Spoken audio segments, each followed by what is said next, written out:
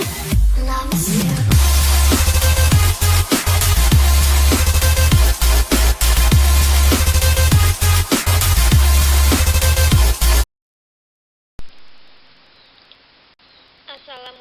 warahmatullahi wabarakatuh.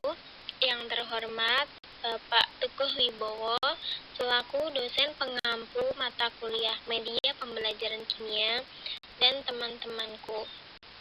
Nah, pada kesempatan kali ini saya Lutfi Sahita Dewi akan menjelaskan media yang digunakan dalam pembelajaran kimia di era pandemi. Dengan judul yang akan saya jelaskan yaitu pengembangan video penjelasan melalui media PowerPoint dan perangkat kit praktikum yang disertai video tutorial pada mata pelajaran kimia di era pandemi. Dengan media yang saya rekomendasikan untuk pembelajaran kimia di era pandemi yaitu ada dua. Yang pertama, PowerPoint yang disertai penjelasan lalu di-upload di sosial media, contohnya YouTube. Dan yang kedua yaitu kit praktikum.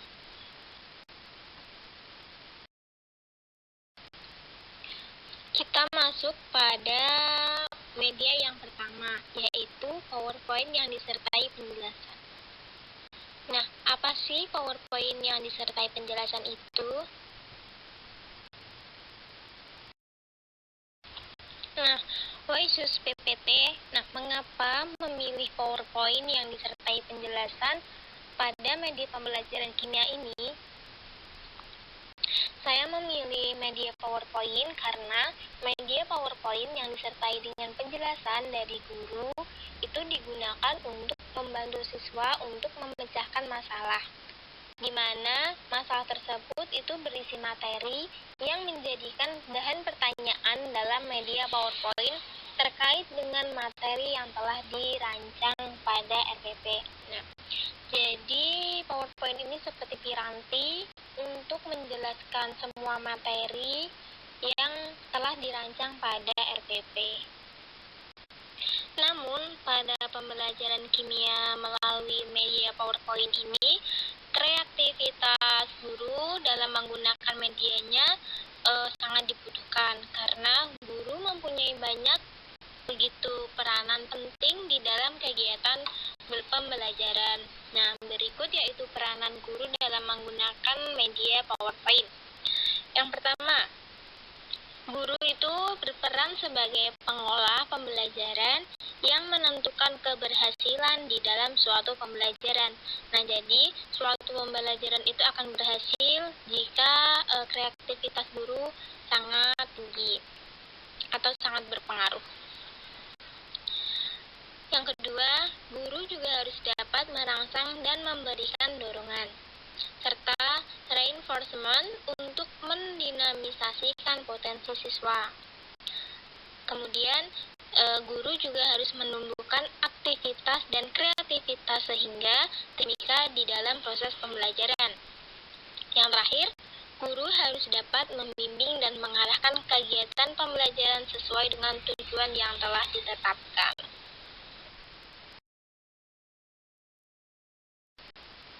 Nah, setelah guru menjelaskan materi yang disampaikan melalui PowerPoint tersebut, maka guru tersebut juga dapat mengirim hasil jelasannya di grup kelas maupun diunggah di sosial media, contohnya di YouTube, Facebook, dan lain-lain. Nah, karena siswa akan lebih leluasa jika mendengarkan penjelasan tersebut dan dapat pula disaksikan kapanpun dan dimanapun tanpa batasan waktu. Jadi ketika guru telah menjelaskan PowerPoint-nya lalu di-upload di YouTube, itu lebih memudahkan siswanya dalam memahami materi karena tidak ada kendala sinyal dan dapat disaksikan dimanapun dan kapanpun. Kemudian efektivitas penggunaan PowerPoint yang disertai penjelasan. Nah, tadi kan sudah dijelaskan mengapa alasan memilih PowerPoint tersebut. Sekarang efektivitas. Apa saja sih efektivitas penggunaan PowerPoint ini? Jadi dalam pembelajaran menjelaskan bahwa retrospektif menunjukkan peserta didik lebih menyukai pembelajaran dengan presentasi yang menggunakan PowerPoint, dan peserta didik juga merasakan perolehan pengalaman dari PowerPoint tersebut.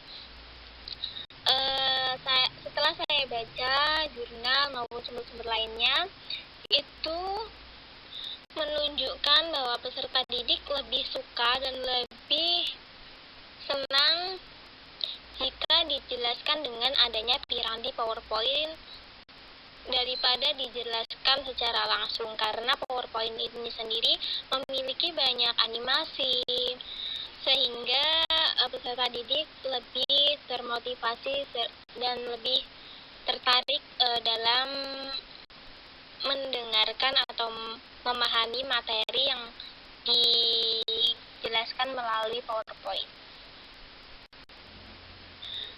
Nah, berikut link media PowerPoint yang telah saya buat dan dapat disaksikan melalui link tersebut, atau dapat juga disaksikan pada sesi penampilan media yang telah saya buat nanti. Selanjutnya masuk pada media yang kedua, yaitu Microscience Kit Praktikum yang disertai video tutorial. Nah, apa sih kit praktikum itu? Jadi, sebelumnya saya telah mengkonfirmasi dengan Pak Teguh bahwa media ini menggunakan atau membutuhkan biaya yang tidak sedikit.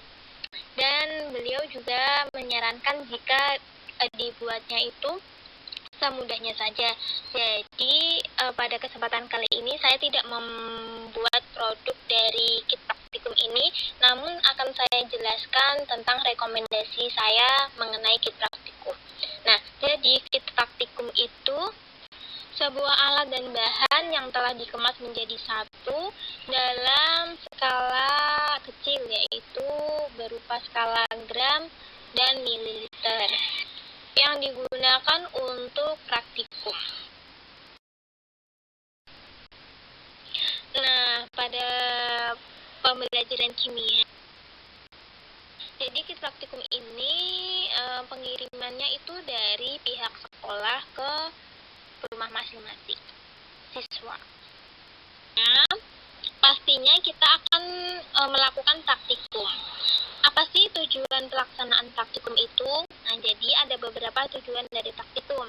Yang pertama, kita dapat terampil menggunakan alat dan bahan. Yang kedua, kita juga dapat mengenali dan memanfaatkan sistem kerja alat dan bahan, serta kita dapat memahami terjadinya suatu proses melalui pembuktian praktikum di laboratorium.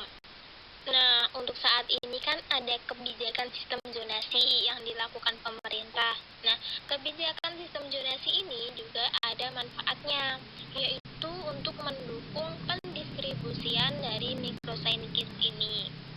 Karena domisili dari peserta didik yang lebih dekat dengan sekolah, maka biaya yang dikeluarkan untuk pengiriman kit praktikum ini lebih juga efektif dan lebih juga ditekankan. Nah, berikut ada alur pelaksanaan praktikum siswa menggunakan kit praktikum. Yang pertama, alurnya ada pengiriman Microscience Kit ke rumah siswa.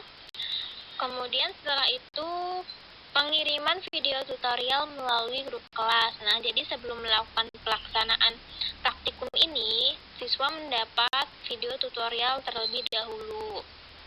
Setelah mendapatkan video tutorial, baru dapat pelaksanaan praktikum di rumah masing-masing.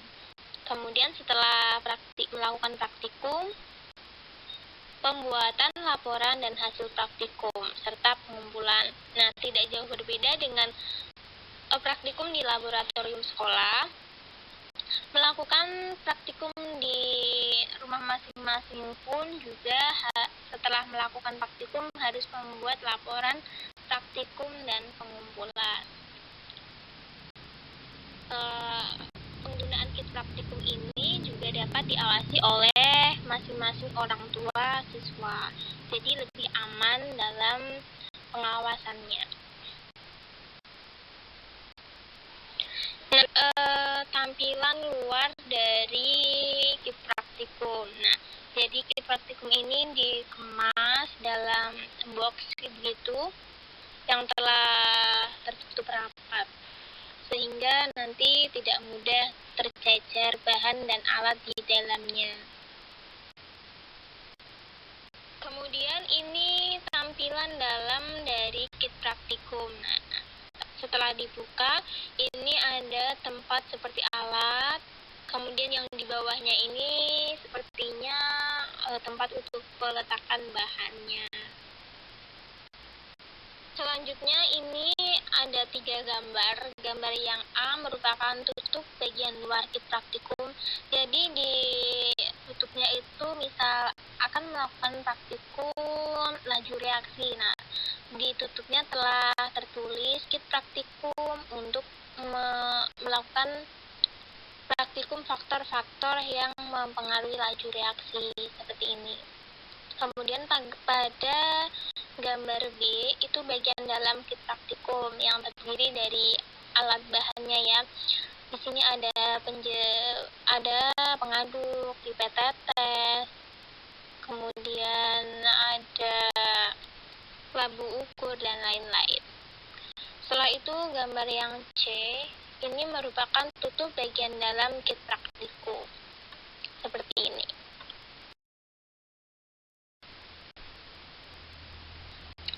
Adapun keuntungan dari penggunaan kit praktikum ini yaitu ada beberapa keuntungan.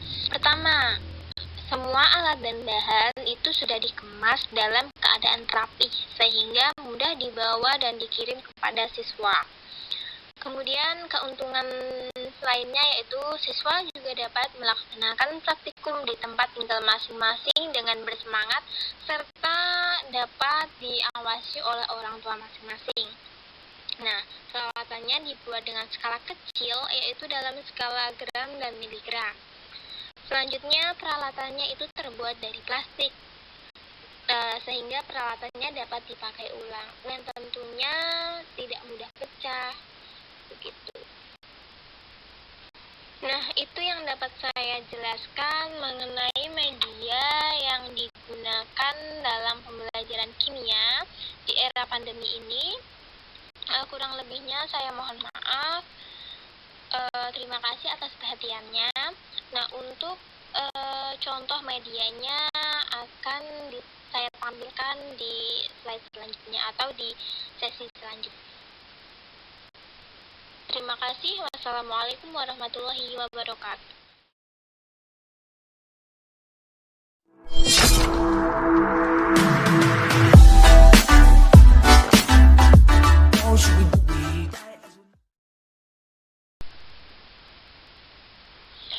Assalamualaikum warahmatullahi wabarakatuh. Baiklah anak-anak, pada pertemuan kali ini kita akan membahas materi tentang asam basa dan garam.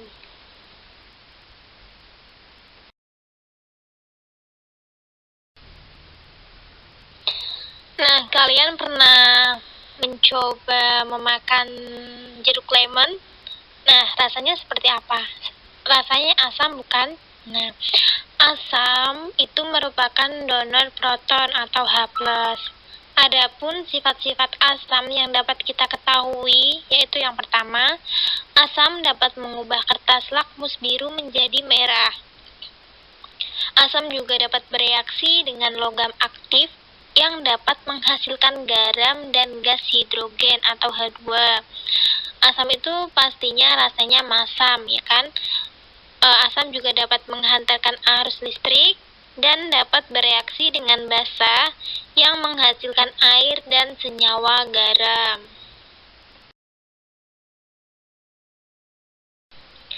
Nah, asam sendiri itu dapat digolongkan menjadi 2 menurut kekuatannya, yaitu yang pertama asam kuat dan asam lemah. di mana asam kuat itu dapat menghasilkan banyak ion hidrogen dalam larutannya. Contohnya itu HNO3, H2SO4, HCl. Nah, ketiganya itu termasuk asam kuat dan masih banyak asam kuat lainnya. Sedangkan asam lemah, asam yang sedikit menghasilkan ion hidrogen di dalam larutannya. Contoh dari asam lemah itu ada CH3COOH, H3PO4, H2CO3, dan masih banyak lainnya. Nah, di situ telah dicantumkan contoh dari asam. Ada beberapa asam dan kekuatannya dan terdapat di dalam bahan apa gitu.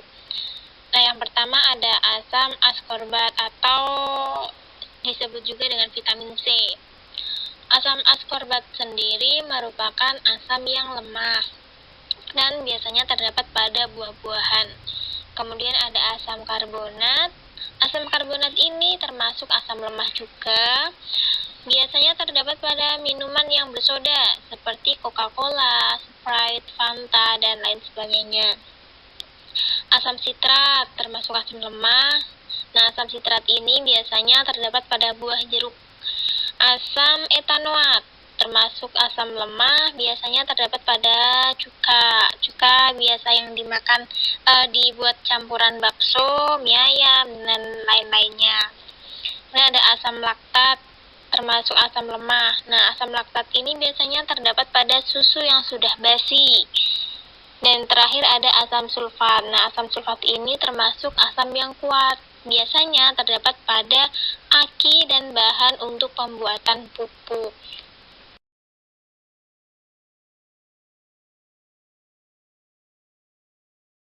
Kemudian ada basa. Apa sih basa itu? Nah, jadi kalau asam tadi yang merupakan donor proton, tetapi basa itu yang merupakan aseptor atau melepaskan ion. Ion sendiri itu ion OH-. Nah, contohnya ada NH3 plus H2O menjadi NH4 plus OH-. Nah, H2O yang di ruas sebelah kiri ini melepaskan OH- yang menghasilkan NH4 plus OH-. Basa sendiri dapat kita ketahui dari beberapa cara ini. Yang pertama, basa dapat mengubah kertas lakmus merah menjadi biru. Nah, basa juga terasa licin jika mengenai kulit. Basa rasanya itu pahit, dapat menghantarkan listrik, dan dapat bereaksi dengan asam yang akan menghasilkan air dan senyawa garam. Tak jauh berbeda dengan asam, basa juga digolongkan menjadi dua, yaitu ada basa kuat dan basa lemah. Di mana basa kuat itu mampu melepaskan banyak ion OH- dan bersifat korosif atau merusak kulit. Contohnya nih, ada natrium hidroksida, ada kalium hidroksida, dan ada kalsium hidroksida. Sedangkan basa lemah itu basa yang melepaskan sedikit ion OH-. Contohnya ada amoniak, dan masih banyak contoh-contoh lainnya.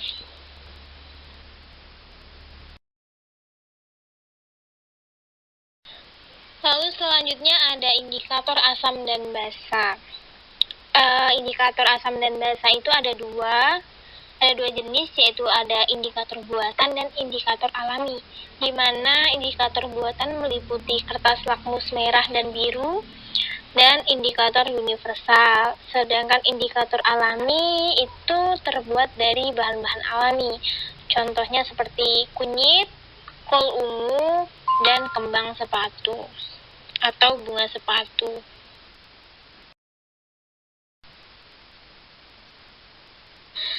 Di sini ada contoh beberapa basa. Ada basa amonia atau NH3.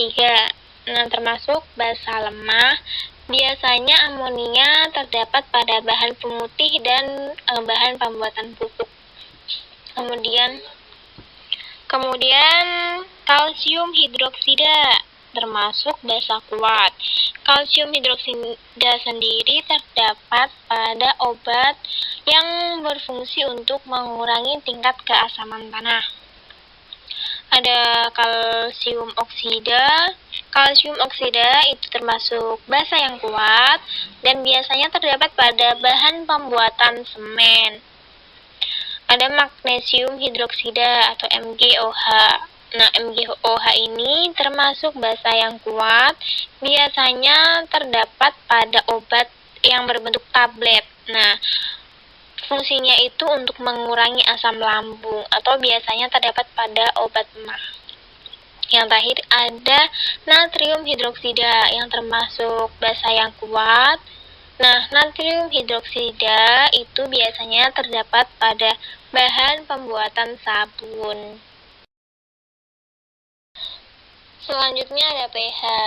pH itu merupakan alat untuk menentukan tingkat keasaman atau kebasaan suatu zat yang diukur dengan besaran pH.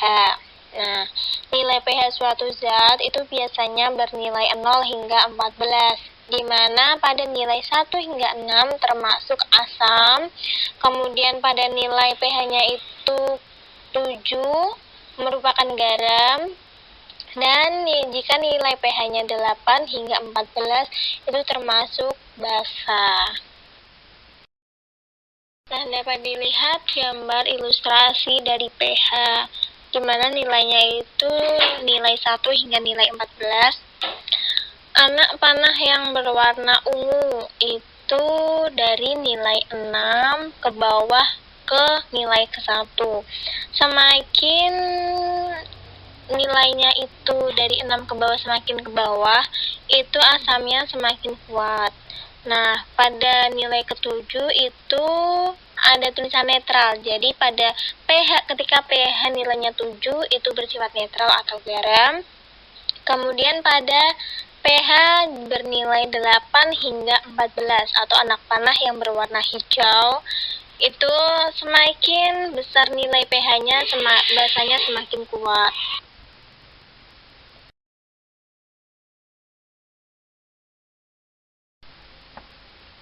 Untuk asam ternyata ada peranan dalam kehidupan loh, di mana pada asam dalam bidang industri itu peranannya bisa untuk bahan pupuk, dapat digunakan untuk obat-obatan, untuk bahan peledak, untuk pembuatan plastik dan pembersih logam-logam tertentu.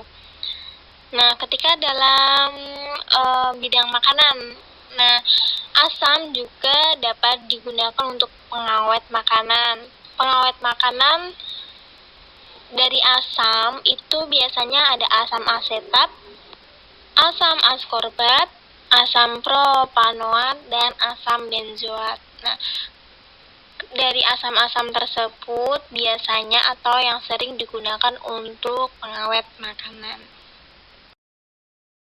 Selain asam, basa juga ada peranannya tersendiri dalam kehidupan.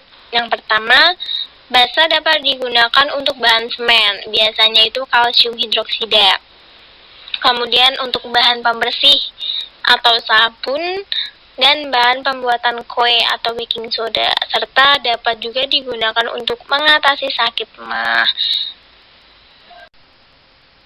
Kemudian yang terakhir ada garam. Apa sih garam itu? Kalian pasti tak asing dengan kata-kata garam ya. Jadi, garam itu terbentuk melalui reaksi antara asam dan basa. Nah, keduanya itu saling berikatan. Atau reaksi antara asam dan basa yang menghasilkan garam dan air. Nah, reaksi ini disebut juga dengan reaksi netralisasi. Nah, contohnya nih ada asam dan basa. Contohnya ini ada HCl atau asam klorida plus natrium hidroksida. Nah, nanti akan menghasilkan NaCl atau natrium klorida plus H2O. Nah, tadi kan contohnya ada percampuran antara asam dan basa menghasilkan garam plus air. Dari contoh tersebut menghasilkan garamnya itu natrium klorida. Nah, natrium klorida itu merupakan jenis garam yang sering kita kenal dengan garam dapur atau garam yang biasa ada di dapur dan biasa kita untuk campuran masakan seperti itu. Rasanya itu asin, ya kan? Nah, dalam ilmu kimia, garam tidak hanya NaCl atau garam dapur saja loh, melainkan masih banyak garam-garam lainnya. Contohnya, ada garam kalium sulfat, litium nitrat, dan kalium klorida. Nah, sekian materi dari pertemuan kali ini. Untuk materi selanjutnya akan kita bahas di pertemuan selanjutnya. Nah, untuk yang mau bertanya atau kurang paham dalam materi ini bisa langsung ditanyakan ke WhatsApp grup ya. Terima kasih atas perhatiannya. Wassalamualaikum warahmatullahi wabarakatuh.